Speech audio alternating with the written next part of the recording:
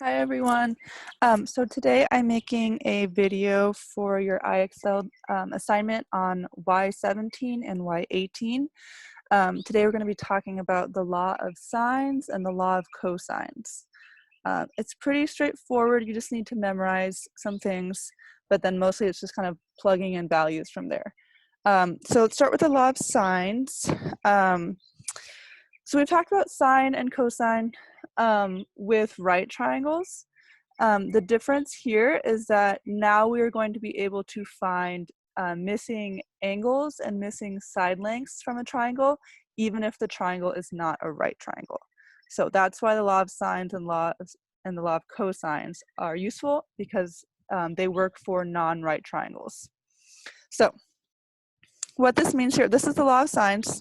This right here, it means A over sine of angle A is equivalent to B over sine of B is equivalent to side length C over sine of angle C. So something to point out is that the little a, that's a side length.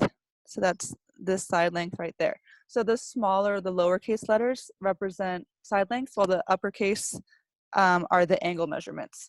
So you'll also notice that angle A is this one over here, and it's always going to be opposite or directly across from side length of A. And then in red, I'll show B. So angle B is this one, and so you'll notice it's directly across from side length B.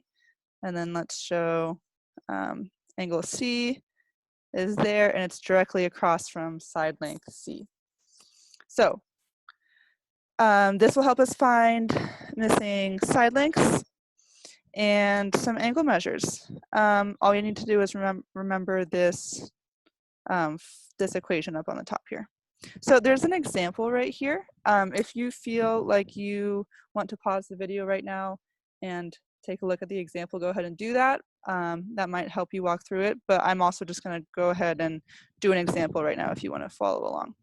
So I'm going to use this law of sines to find side length V. So it's a lowercase letter, so I know it's a side length. And so on my triangle, it's this one. That's what I'm solving for, side length B. So using the law of sines, I know it's, lowercase v over sine of angle V is going to be equivalent to,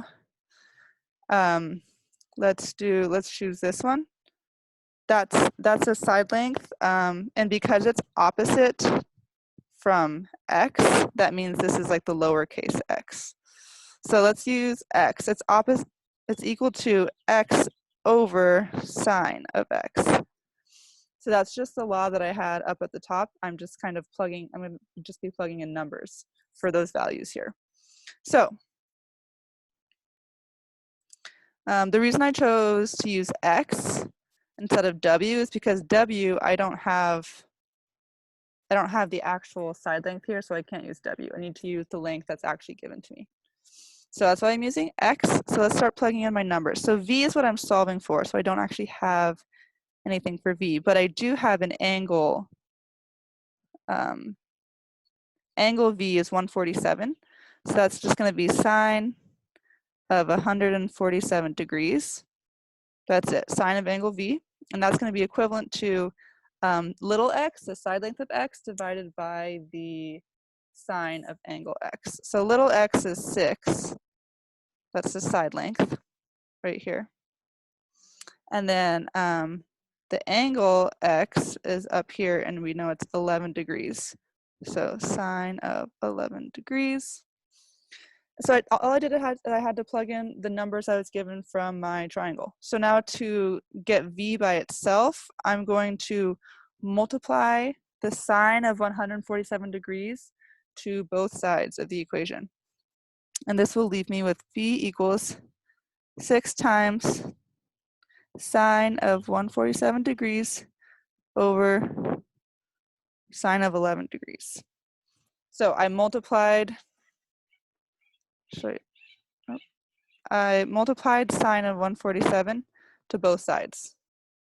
So that's how I got it into this form right here. And now all you do is plug it into a calculator. So I'll show you one example of this on Desmos.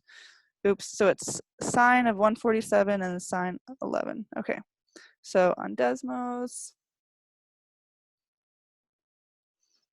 oh, I already have it up here. So I did sine of 147 times 6 was on my numerator, and then divided by sine of 11.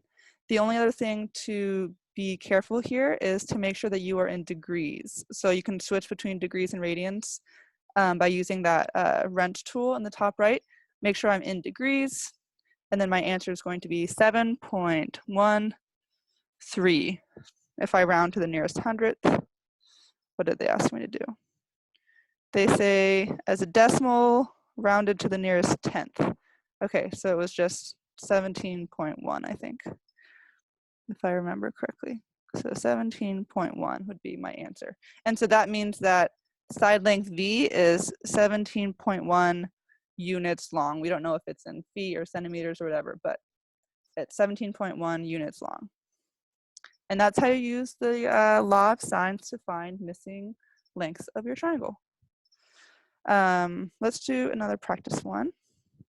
Okay, so now we're finding F. Find F. Okay, so F is this side length right here. So that means that angle F is the one directly across from it. Okay, and then the other side length they give me, let's see, they give me 15. And then the angle opposite from 15 is going to be E. They're directly across from each other. So those are going to be the ones that I use. So it's going to be F over sine of angle F is equivalent to, so if this angle here is capital E, that means the side length is going to be lowercase e. So it's going to be lowercase e over sine of angle E. So I'm just plugging in from the law of sines at the top of the page. So refer back to that if you were confused where I'm getting this little equation from. From here, I'm just going to plug in my values from my triangle. So F is what we're looking for, so that stays a variable. Then I have sine of angle F. Let's find angle F. It's right there. It's 25 degrees, so I do sine of 25 degrees equals, now lowercase e is 15. Okay, 15 over sine of uppercase. Okay, so you might think, well, we don't know what that angle measure is because there's no number with it, but we can use triangle sum theorem. We know that the angles have to add up to 180 degrees, right? So let's just add, I know that angle is 14, this one's 25. So 14 plus 25 is what? Oh, it's 39. So those add to 39. So what is it, 141 then? That means that this angle has to be 141 so that all of them add to 180. Okay, so angle E is 141, so that's going to be the sine of that. And then from here, to get my F by itself, I would just, again, I need to multiply both sides by the sine of 25 degrees. And that will get F by itself. So then I have 15 times sine of 25 on the top, and then I have sine of 141 degrees on the bottom. And then you just go ahead and plug this into your calculator. And that's it. And then it says to round to the nearest, round to the nearest tenth again. So just be careful that you're rounding it correctly. And yeah, and make sure you're in degrees again on the calculator. Okay, one more example for law of sines, then we'll move on to cosines. So we are looking for R, find R. Okay, R is that side length right there. And that means that capital R is going to be the angle opposite. Okay, and then what else are we given? Okay, in red we have, I'm going to use the side length that's actually given to me. So I'm going to use the 7 and the angle opposite that, which is going to be S. So we're going to be using R and S for this one. So I'm looking for R, so it's going to be side length of R over sine of angle R is going to be equal to S over sine of S. right? And then I'm going to start filling in the values I have from my triangle. So r over sine of, the angle r is 98 degrees, so that's going to go right here, 98 degrees, equals, and then I know that s, right there, little s, that's 7. 7 over sine of angle s, and angle s is 50 degrees. So it's sine of 50 degrees. So that's a little bit sloppy. Okay. Once again, you're almost done. You just have to multiply both sides by this denominator here to get r by itself. So I'm going to multiply them both sides by sine of 98. So I'm just left with r equals 7 times sine of 98 degrees over the sine of 50 degrees. And you're going to just plug that into your calculator, make sure you're on degrees, and round to the nearest tenth for your answer. And that will give you the side length of r. So there you have it. There's how to use the law of sines. It's pretty straightforward once you just kind of memorize the our little equation we have up at the top here. You'll notice that they list all 3 side lengths and angles, like A, B, and C, but in my examples, I obviously was just using 2 of them. So you just have to set 2 equal to each other. You don't need to use all 3 of them. So just something to keep in mind. You only need 2 sides and angle, two pairs of sides and angles. Okay, now we're on to the law of cosines. So again, this is used for a similar thing. It's used to find missing side lengths or missing angles from triangles that are not right triangles. So you can use them in a little bit of different circumstances, though you need slightly different information to be able to use the law of cosines. So law of cosines, you're going to have to memorize this right here. But once you memorize it, again, it's just kind of like plugging in the values and then using your calculator. So it's pretty straightforward. Once again, you have the little a is going to be representing a side length, and it's always going to be across from the angle a that's capitalized. Okay, and then you have, let's do green. You have your little b is across from capital B, and then again, your angle C is across from your side length C. So if I am looking for side length A, little a right here, then I'm going to write a squared equals b squared plus c squared. So remember that b squared and c squared, those are side lengths. And then you're going to subtract 2 times bc. Remember, bc are just going to be the side lengths that you have, and then times cosine of a. So it seems very complicated. We're going to break it down. Yeah, let's just do an example problem. Probably the best way to do it. So they show one example they've done for you right here. Go ahead and pause the video if you want to take a look at this example. I'm just going to jump straight into one. One thing to note is that the law of cosines is useful when you're given 2 side lengths. So I'm given 9 and 6, but they don't tell me what s is. But they gave me the included angle between the side lengths. So that means I have the angle that's between lengths 9 and 6. So that means I can use the law of cosines. So you always have to check that you're given 2 side lengths and the included angle. Let's say that they had given me, let's say they didn't give me this one, and let's say they gave me angle Q. They were like, okay, angle Q is 15 degrees. Well, angle Q is not the included angle of the ones they gave me. It's not in between 9 and 6. So I could not use law of cosines in this situation. So you have to check that the criteria are met before you use it. Okay. All right, so skipping that one, I'm just gonna do one. Okay, so we're looking for Z. If we're looking for Z, then how I'm gonna set it up is I'm gonna put Z as the side length on the outside, that's like already by itself from the equation. So Z squared is going to equal, let's see, what are my variables here? So I have angle X is right here, so that means the side length x is opposite from it, and then I have angle y, and so that means that y is the opposite side from angle y. Okay, so I'm going to have z squared equals x squared plus y squared, so it's just the other two side lengths squared, minus 2 times x times y. Again, x and y are just my the given side lengths of the triangle, times cosine. And if you forget which angle you're looking for, it's always going to be the letter that you're looking for. So I'm looking for z, so it's going to be cosine of angle z. And that's it. So I just have to memorize that. And once I memorize it, it's pretty straightforward. I just can plug in my values from the triangle. So let's start. Okay, so z squared equals, well, what's x? X equals 10, right there, right? And then y, well, that's an x. Y equals 15.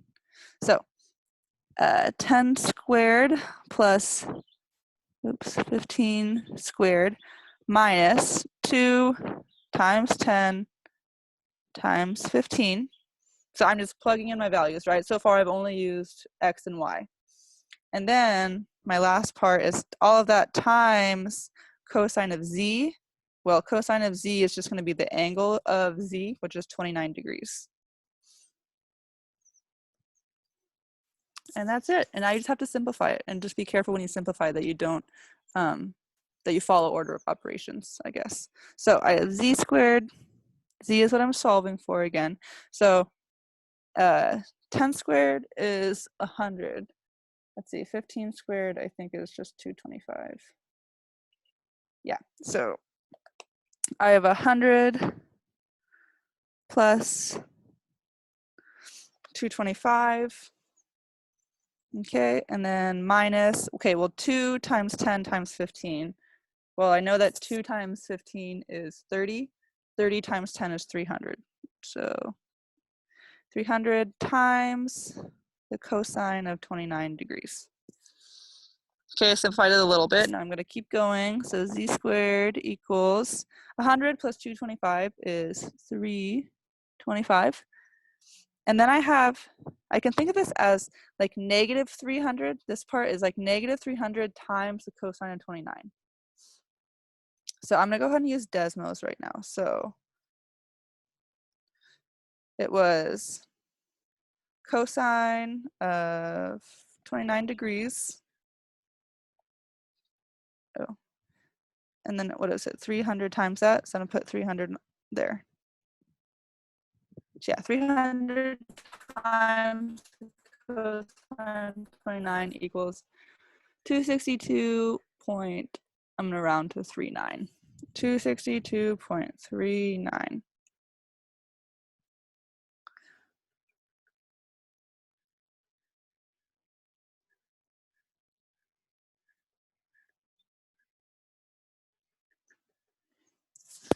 Okay, so I did 300 times cosine 29 is 262.39.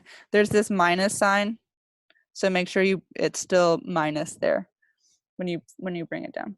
Okay, and now I can simplify this. So I'm just going to do 325 minus 262.39. Okay, let's just do that in Desmos. Okay, so 325 minus 262.39 equals 62.61.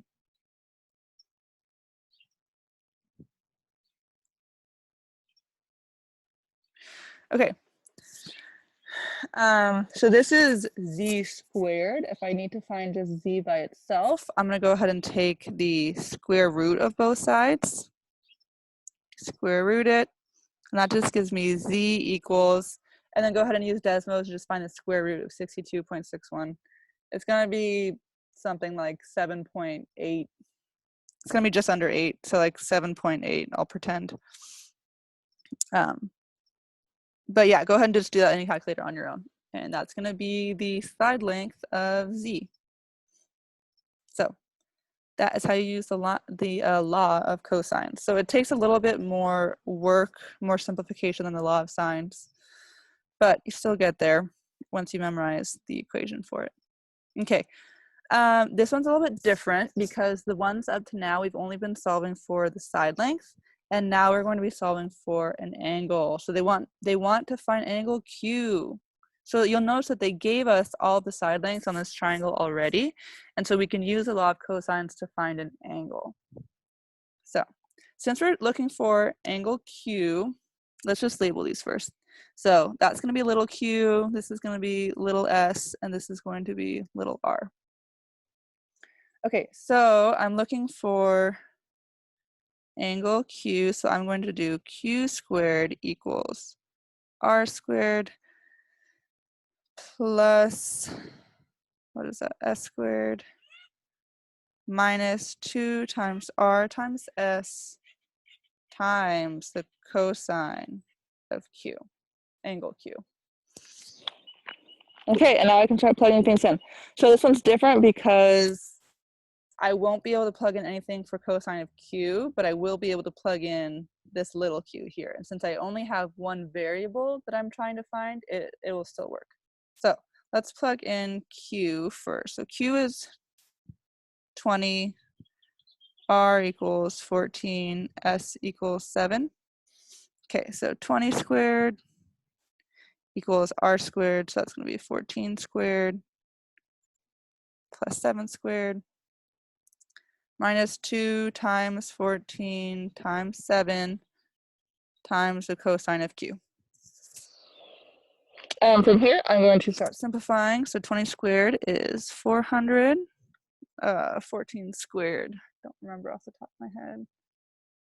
14, okay, it's 196.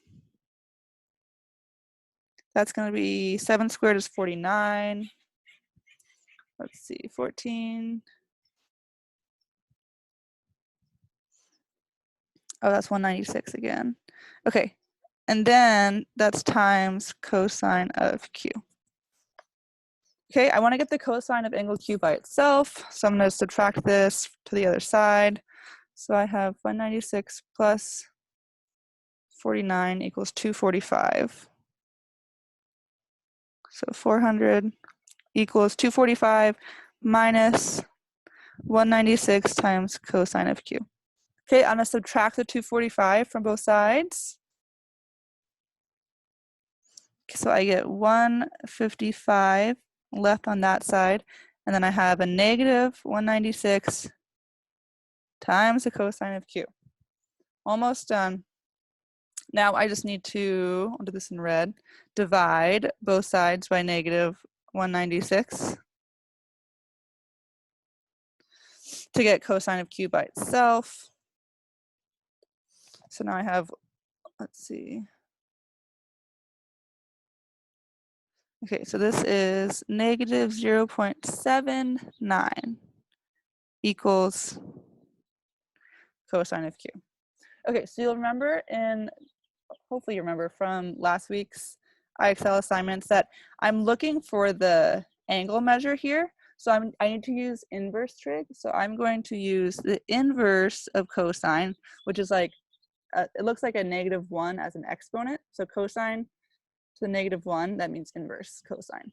And then I'm going to insert my number that it gave me, 0.79.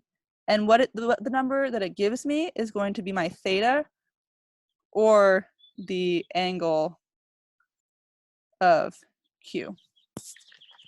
So you're going to plug this into the calculator in Desmos. So let's show you. So it's negative 0.79. So I'm going to do the functions button. I'm going to do inverse cosine, and it was negative 0.79.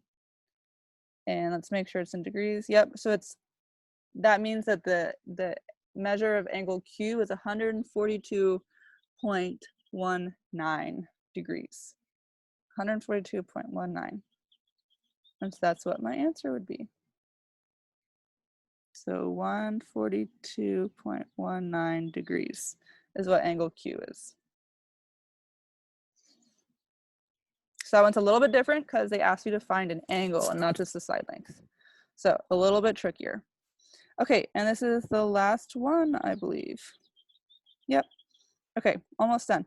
So this one, we are looking for side length S. Okay, so we're just looking for another side length again. So back to the basics. So we have side S, it's opposite from angle S.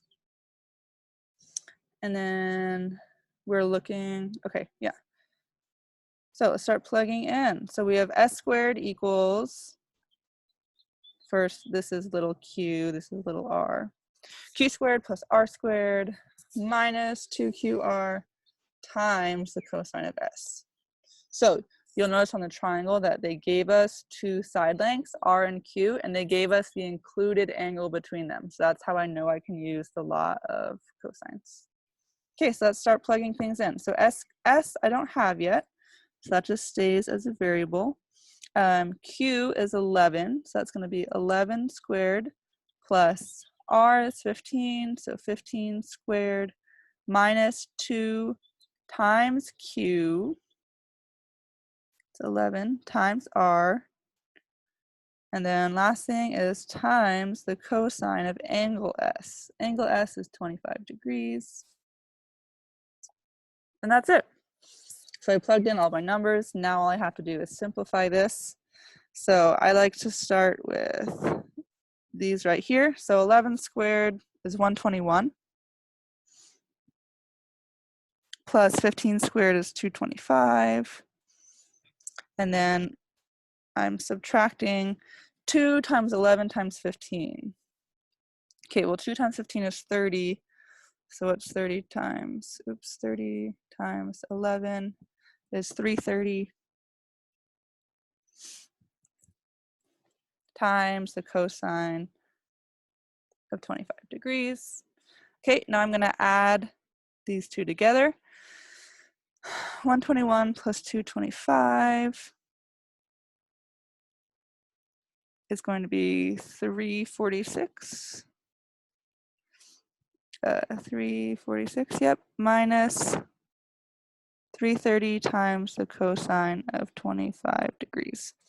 Okay, I'm kind of at the point where I need to use my calculator now, so I'm going to put this part into my calculator. So 330 times the cosine of 25. So 330 times the cosine of 25 degrees equals 299.08. So all of that equals 299.08. So this part I just got from the calculator, right? Okay, so I have S squared equals 346 minus 299.08. Okay, let's do some calculator math. 346 minus 299.08, 46.92. Okay, well that's almost 49, so it's gonna be just under 7. So if I take the square root of both sides to find S by itself, S is gonna equal, I don't know, like 6.7 or something like that. Let's see if I was right. Oh, not quite, 6.8 probably. Anyways, you can use the calculator for that part. But that will give you S, so that's gonna be your side length, which is like roughly 6.8. Again, it wants it as a decimal rounded to the nearest tenth, so make sure you're being careful with your rounding. I obviously did not do that problem exactly, but you can finish it up. And that's it. That is the law of cosines. So biggest thing is to remember the formulas that you're given and look at the example problems they give you if that helps also. Okay, have a good day, guys. Bye.